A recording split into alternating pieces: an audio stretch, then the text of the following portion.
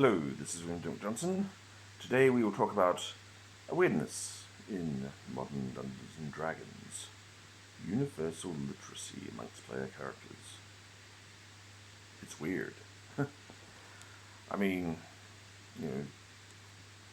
literacy is not universal. It certainly wasn't universal in any time period that D&D is trying to ape. Most people go back a few hundred years, could not read. Reading only really started with the advent of the printing press. And even then it took a while to catch on. Because before then, there wasn't much to read. Books were incredibly rare. Scribes were incredibly important people. Someone who knew how to both read and write was set up for life. And they were probably a member of the church if you go to Western Europe. And that was why one of the places where the church had power. They could read. They knew things. They kept knowledge. Of course, they got to create which knowledge they got to keep, of course. And that led to all sorts of problems, but still, they were the ones who knew to read. So why is your barbarian straight off the plains or the wastes or down from the mountains? How the hell does he know how to read? Or she know how to read? Because, their only first experience of a book is probably the tome the wizard or the warlock is carrying. Before that, if they had encountered a book, their main thought would have been, what a useful way to transport toilet paper. Look, it comes in this nice holder. You can take out a leaf, whenever you need to wipe your ass. It's even got these neat things to look at on it. It's pretty. That's probably their initial reaction to it. So how can they read at all? Most barbarians should be illiterate. Conversely, other characters don't need to know how to read. Most people from the martial characters, they couldn't read. There was no need to.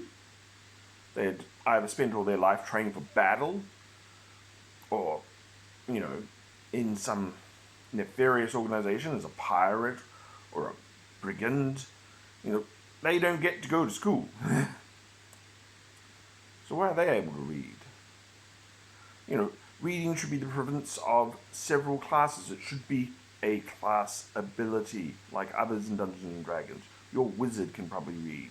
Your cleric might be able to read if they are actually an established member of religion, or if they are just someone that a god has favored with divine power, they might just be a peasant. They can't read. They might have all this divine power and godly abilities, but the written word is still a mystery to them. Bards can probably read. They're probably one of the few of the common classes that can actually read. That is not a wizard or a cleric or priest. Because that's not an introduction. There aren't enough books in the world for you to learn how to read. Reading and writing is a very, very advanced science. Teaching people how to read and write usually takes about 5 years. That's why we do it right at the start when children start school. Because it's going to take so long for them to grasp that these little squiggles actually have meaning. So, why can your D&D character read? A druid. Why would a druid ever be able to read anything but maybe druidic runes? And even then, that's not reading as such. That's interpreting a series of runes. That's recognizing a set of squiggles as having a particular combined mimic meaning. You can't just throw them all together and get a dissertation on the wellness of being, or how to set up an aqueduct or something. Because that doesn't exist. Those concepts don't exist. They can't have them. So why can they read? What's after druids? Fighters definitely. You've got your knightly types. They can probably read. A noble needs to know how to read. They belong to a family that has to manage a state. To manage a state, you're going to need to be able to do math. To do math, you're going to need to be able to read. So if your character's a noble, maybe you can say, well, yeah, I can read, I can write, I have a million numbers. But you might not be terribly good at it, because if you're a knight in training, a squire, your first job was fighting, was defending, was being the protector. So you can recognize numbers, you can probably add up a bit, but your family probably has people for that job. Scribes, again, useful, a very useful and needed skill. Or they wander down to the monastery and say, can you add these things up for us? Because that's how the society worked. Things went together. So a noble can probably read a bit, but not well. Not great. That's fighters, what are there? Oh, there's rangers. Rangers are like barbarians. They live all, what is there to read out in the wilds?